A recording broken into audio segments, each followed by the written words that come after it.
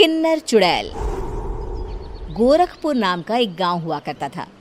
उस गांव में ज्यादा लोग नहीं रहते थे। उस गांव में एक गर्भवती विधवा औरत रहती थी। उस औरत का नाम कमला था। कमला अपने घर में अकेली रहती थी। उसके पति की सारी जायदाद उसके नाम हो गई थी, पर सभी गांव वाले उस औरत को मनहूस औरत समझा करते थे और सभी उससे नफरत किया करते थे। एक बार कमला राशन की दुकान पर खाने का सामान खरीदने जाती है। भैया जी, जरा 1 किलो दाल चावल देना। अरे हाय हाय हाय हाय हाय हाय! अरे मनहूस औरत, मेरी दुकान में अपशुगन करवाने आ गई क्या? हैं? चल जा यहाँ से। मैं कुछ नहीं देने वाला हूँ तुझे। भाग भाग यहाँ से, चल जा, निकल। भैया जी, ऐसा मत कहिए। मैं गर्भवती हूँ, मुझे खाने की बहुत जरूरत है। मुझे खाना दे दीजिए। दुकानदार कमला को वहां से धक्के मारकर भगा देता है। तभी कमला रोते रोते उस गांव के किन्नरों के इलाके में आ जाती है। गांव वाले किन्नरों को उसी इलाके में रखा करते थे, क्योंकि वो लोग किन्नरों को पसंद नहीं करते थे और उनके इलाके में रहने से मना करते थे। तो किन्नरों ने उसी गांव में अपना एक इलाका बना लिया था। जब किन्नर लोग देखते हैं कि एक गर्भवती महिला रोते रोते उनके इलाके में आ गई है, तो सारे किन्नर कमला के पास जाकर उसका हाल पूछने लगते हैं। क्या हुआ बहन, तुम्हारी गर्भवती अवस्था में इतनी बुरी हालत कैसे है? तुम रो क्यों रही हो? तुम डरो मत, हम तुम्हें कोई नुकसान नहीं पहुंचाएंगे। तुम शांत होकर सब बताओ कि हुआ क्या है। मैं कमला हूँ। मैं गांव के दूसरे इलाके से आई हूँ। 2 महीने पहले ही मेरे पति की मौत हुई है। मुझे गांव के लोग मनहूस मानते हैं, क्योंकि मैं विधवा हूँ और गर्भवती भी। वहाँ के लोग मुझे खाने के लिए कुछ बेचने के लिए भी तैयार नहीं, जिससे मेरा गुजारा नहीं हो रहा था। कोई बात नहीं कमला, हम तुम्हारा ख्याल रखेंगे। किन्नर लोग कमला को एक खाली घर में रहने के लिए जगह दे देते हैं और उसकी देखभाल भी करते हैं।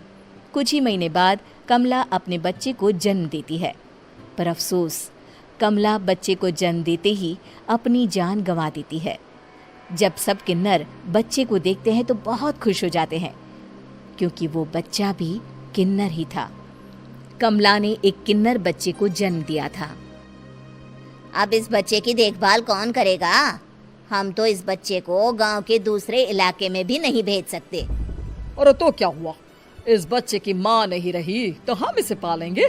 अब ये हमारे इलाके में रहेगा, हमारे साथ रहेगा। फिर वो किन्नर उस किन्नर बच्चे को गोद ले लेते हैं, उसका नामकरण कराते हैं। उस किन्नर बच्चे का नाम शक्ति रखा जाता है। देखते ही देखते शक्ति बड़ी होने लगती है। उसके रंग रूप बहुत सुंदर थे। वो बहुत सुंदर किन्नर दिखती है। एक दिन शक्ति एक किन्नर से पूछती है, माँ जी सुनिए ना, ये गांव के दूसरे इलाके में भी तो लोग रहते हैं, तो हम वहाँ क्यों नहीं जाते? हम उनसे अलग क्यों रहते हैं? शक्ति, क्योंकि वो लोग हमारे जैसे नहीं, वो लोग हमें पसंद नहीं करते, इसीलिए हम उनसे अलग रहते हैं। क्यों? वो हमें क्यों पसंद नहीं करते? मुझे एक बार उस इलाके में जाना है।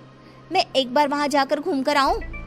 शक्ति, खबरदार, जो तू उस इलाके में कभी भी गई तो अपनी जान नहीं गंवाना चाहती तो उस इलाके में कभी कदम भी नहीं रखेगी, समझी? इतना कहकर वो किन्नर वहाँ से चली जाती है। शक्ति उस किन्नर की बात सुनकर बहुत रोती है। माँ जी, ऐसा कैसे कह सकती है?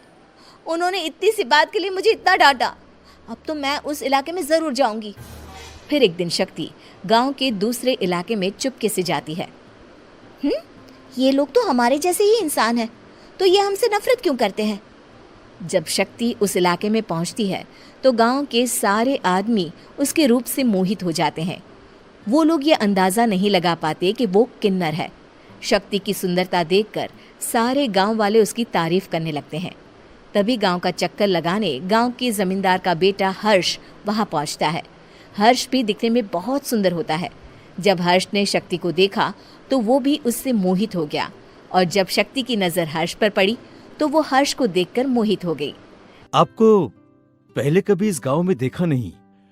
इस गांव में आप नए हैं क्या?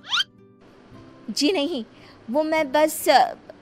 तभी शक्ति बोलते बोलते रुक जाती है और मन में सोचने लगती है, अगर मैंने इनको बता दिया कि मैं दूसरे इलाके से आई हूँ तो वो समझ जाएंगे कि मैं किन्नर हूँ, इसलिए मुझे इनसे झूठ ही बोलना पड़ेगा।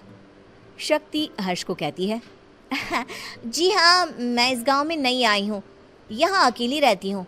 वैसे आप कौन है? आप भी इसी गांव में रहते हैं? जी हाँ, मैं इस गांव के जमींदार का बेटा हूँ।